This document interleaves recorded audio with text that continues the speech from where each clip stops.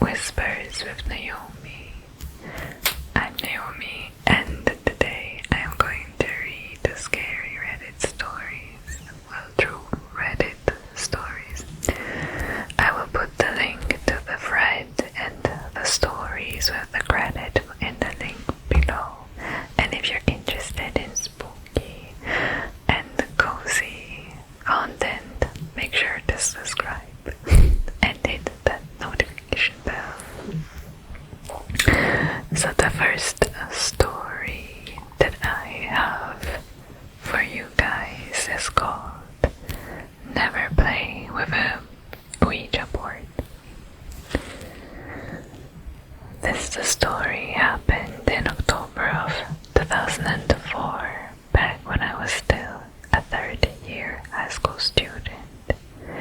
My friends and I stuck around school late at night after our annual Halloween party. We had agreed to try out my friend's Ouija board. It wasn't the brightest idea, but we needed a thrill. We found a nice spot under a huge gnarl tree and proceeded with our half-hearted ritual. There were 5 of us, 2 boys and 3 girls. We were all expecting some kind of paranormal contact. The rumors had it our school was haunted. But we've never really experienced anything firsthand. And it was Halloween when all the spirits came out to play. We all wanted to get spooked. Also, we've never seen a Ouija board firsthand before, so we were pretty excited. Our school was an old Spanish colonial house built in the 1800s, when the Spaniards still occupied the Philippines. We were in the section of the school that doesn't get used often, located beside a creepy old Jesuit house. People only go there when they needed to use the bathroom, store equipment on one of the sheds, or make out with their boyfriends or girlfriends. We sat down in the middle of an open space with only an exposed bare blob nearby, illuminating the surroundings. We were all having a laugh, scaring each other with what if scenarios. It was your typical dumb kids doing dumb stuff. My friend who brought the Ouija board proceeded to place it in the middle of the circle.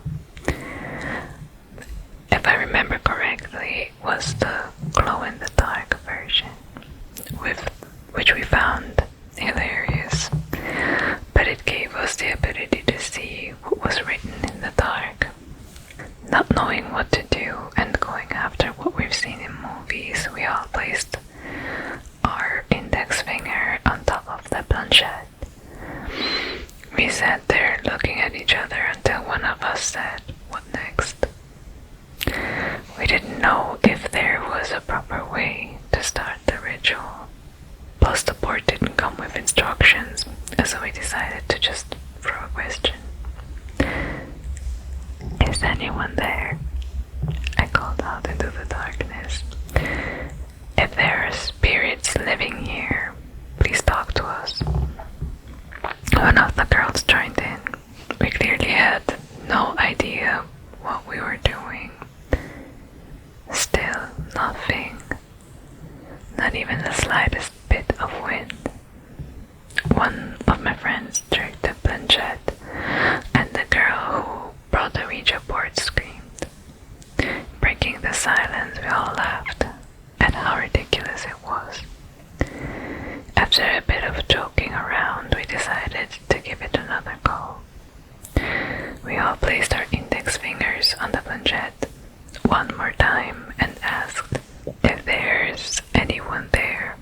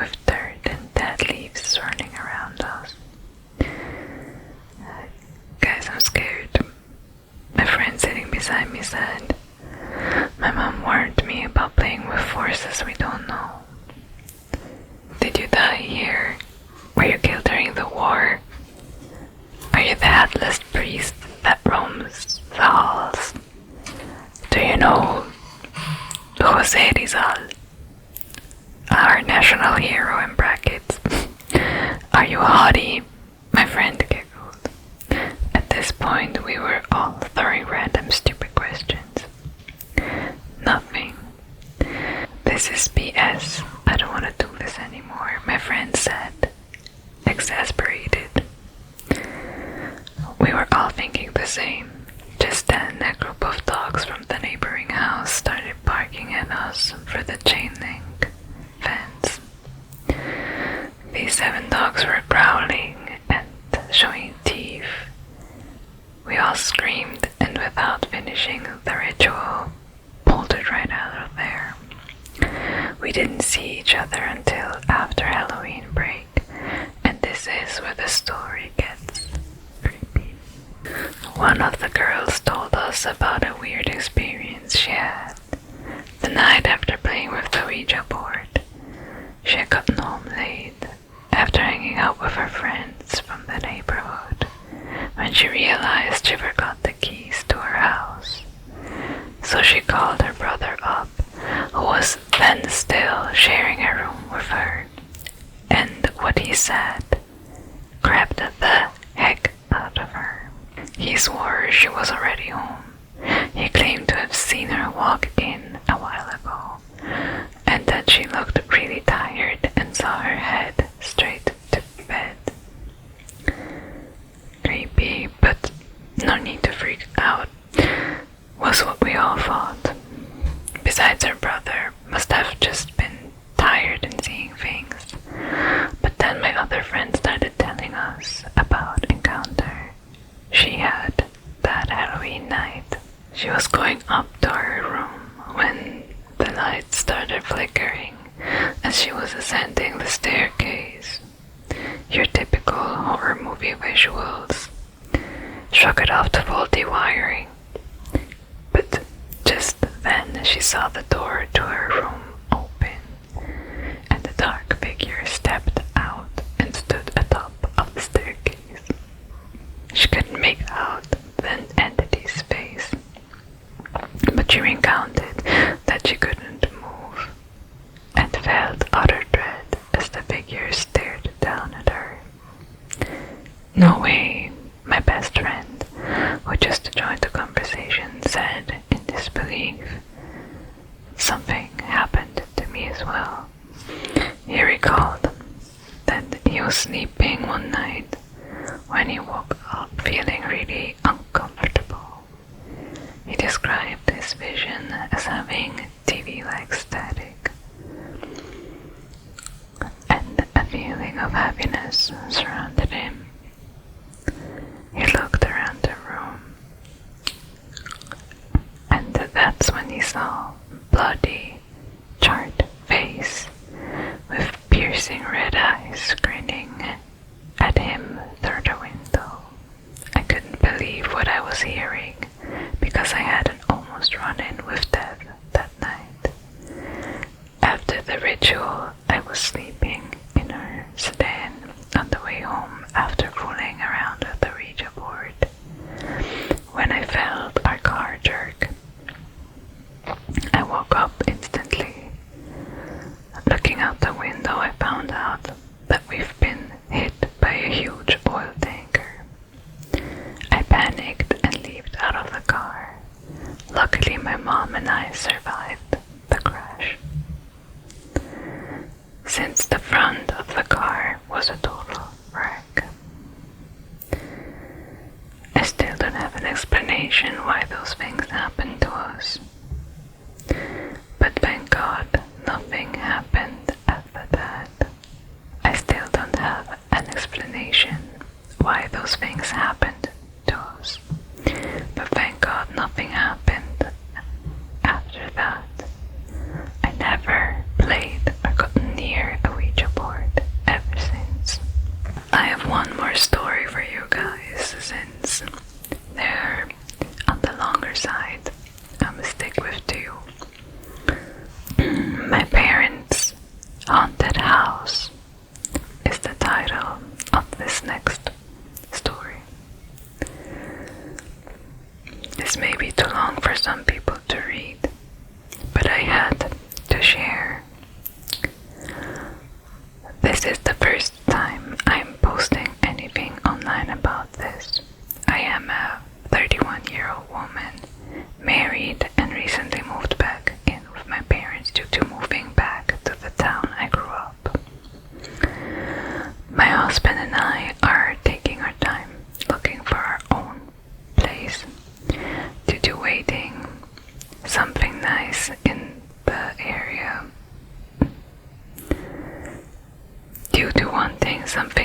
staircase in the area, and that is usually hard to find.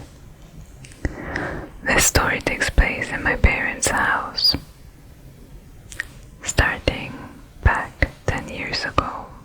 A description of the house for a bit of content. It's a 2-story brick stone house in city limits, but still surrounded by nothing but woods.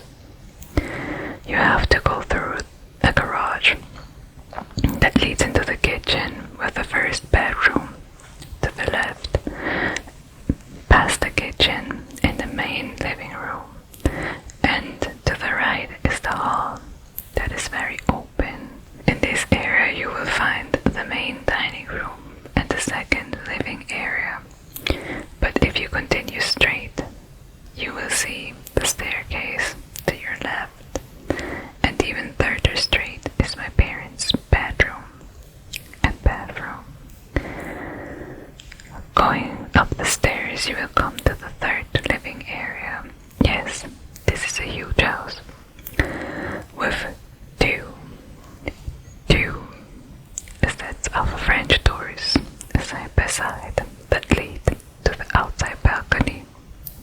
Going straight, then a sharp left leads you to the other 3 bedrooms and 2 bathrooms. This is where the story takes place. The first time I stepped foot into this house, I immediately felt off, like something just wasn't right. I felt a presence, but I didn't know what or who it was.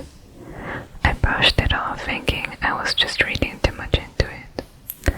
I continued to feel this for the next couple of years, and because of this, I didn't much enjoy visiting them.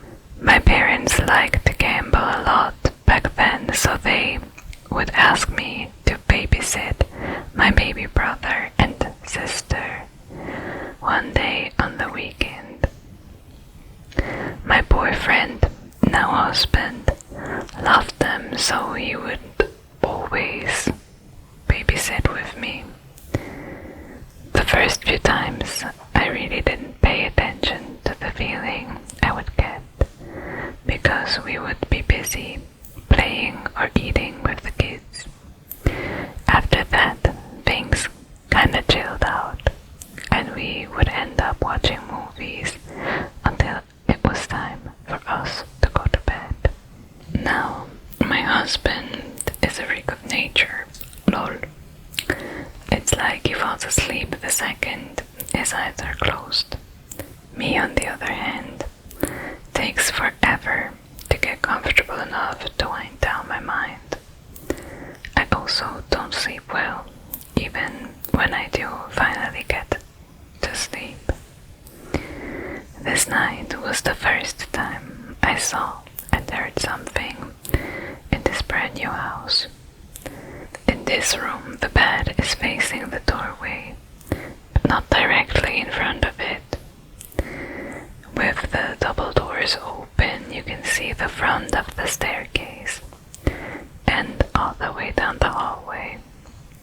As long as the light is on, that's it.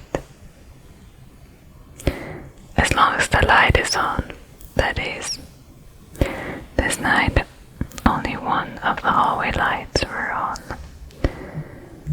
I was laying in bed with the TV on, but the volume down low so I could hear if one of the kids called me.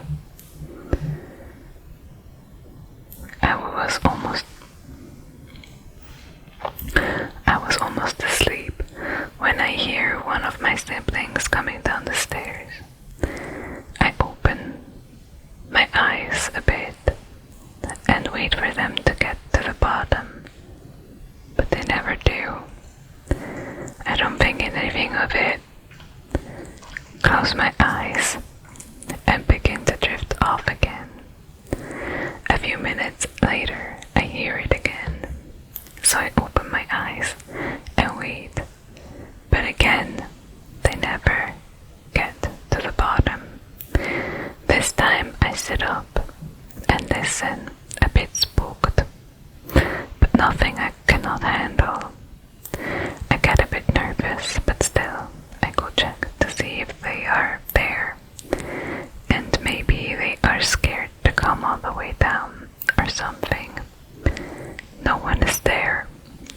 confused and thinking I must be dreaming it. I go back to bed, this time closing one of the double doors. It was a few hours later, around 2:30 a.m., when I felt like someone is very near me.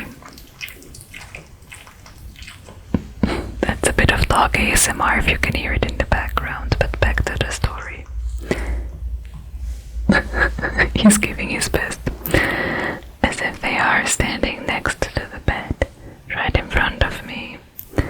Usually, when I open my eyes, I would see the green glow of the alarm clock on the bedside table. But this time, I saw nothing. It was pitch black. I couldn't even see the hallway light on, and the TV had turned off on its own. I felt like I couldn't move. I was awake now, and scared to my bones. I was finally able to call out for my husband, loud enough to wake him. He reached over and turned on the light, and right then the scared feeling went away, and I was able to move. I freaked out and started crying. I couldn't begin to explain to him what happened, because even if I had, he didn't believe in those things. So I told him I was having a nightmare and asked him to go check on the kids. When he came back, he said the kids were fine and go back to bed. With the light on, I was able to fall back to sleep. But it took me forever. The next day I told my mom about what happened, and that's when she told me she had been hearing footsteps on the stairs at night, and even saw someone standing by the door at the times. She didn't tell anyone because she did not want to scare the kids. This is when she told me what she had done. She wanted to know what was going on in her house, so she went and bought a voice recorder. One day she decided to use it and went up the stairs while everyone was gone. She asked your typical questions of, who is there? What do you want? And why are you here? And then said you have passed away and need to go into the light. You are not welcome here. The next day she decided to leave the recorder in one of the bedrooms upstairs. While it was recording for about 4 hours while she was out running errands. I asked if she had checked it, and to my surprise she said she was too afraid to listen to it alone. I wanted to listen to it. Off we went to the computer and began listening to it after it was uploaded. During the 4 hours she was gone, you could hear something clicking or tapping.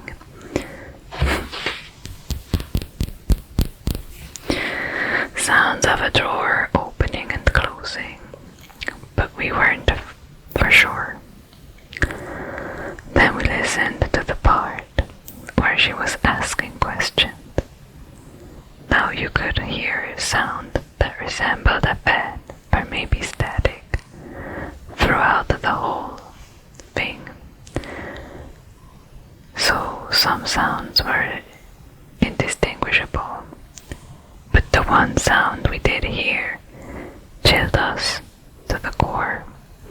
When she asked, "What do you want?" it gave us the answer. It says in the story that she's changing her brother's name for this. The answer was Jamie. It didn't answer any other question except for that. I cried immediately. He wasn't having night terrors for no reason. Something was there for him every night. We soon asked a friend to cleanse the house. everything has been okay. My brother stopped having night terrors and my mom was able to sleep comfortably. And all was good again until now. I have been living in this house for a month and a half. For the last 3 weeks, I have been seeing things everywhere, especially when I'm alone. Because of this, I won't stay alone anymore.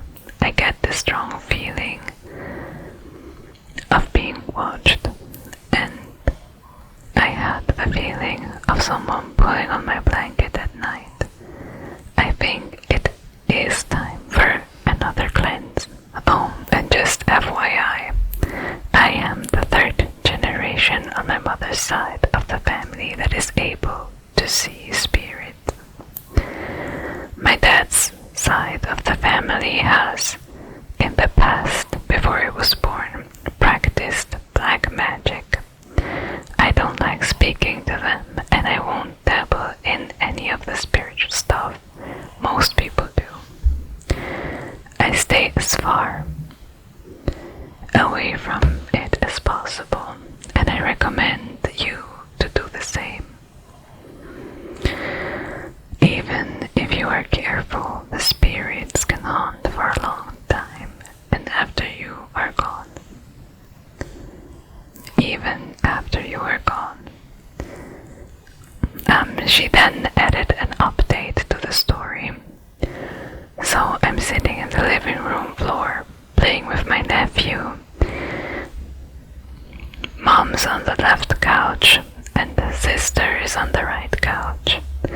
My nephew has a toy piano that is made of cloth. It can be folded up. This piano is behind us in the corner with all my nephew's other toys. We are talking and watching my nephew attempt to walk when this piano makes a sound. It's like someone is pressing the keys slowly. We stop and stare and then look at each other shocked. Then the keys are pressed rapidly until it finally shuts off on its own. My mom and I are not scared. My sister is terrified due to something happening to her last night around midnight. That is a different story I will be posting tomorrow. That's what the writer of the story wrote at the end of the story, so it's not me telling you that I will be posting. So this is going to be it for this video. I hope you enjoyed the stories and you got a little spooked, but not too much, so that you can still fall asleep. Thank you all for watching, and if you enjoy listening to spooky stories being whispered to you, I suggest